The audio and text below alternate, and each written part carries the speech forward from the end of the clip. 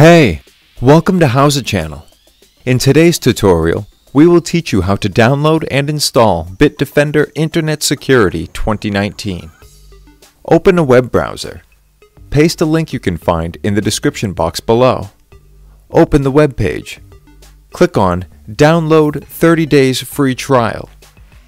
Enter an email address in the pop-up window and click on Download. Set the path and save the file. Open the installation file. Click on Yes in the pop-up window.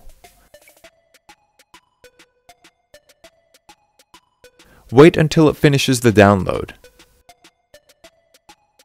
Check I read and accepted the subscription agreement and click on Install. Wait until it is done. Click on Start using Bitdefender. Create an account. Enter your full name, email address, and enter a password. Check I agree with the terms of use and click on Create Account. Complete the CAPTCHA. Check I don't have a subscription. I want to try the product for free. Click on Continue. Click on Finish. Wait until it is done. That's it. Thanks for watching the video. Please like it and let us know if you use any of our tips and tricks. Subscribe to our channel. We upload new tutorials every day. See ya!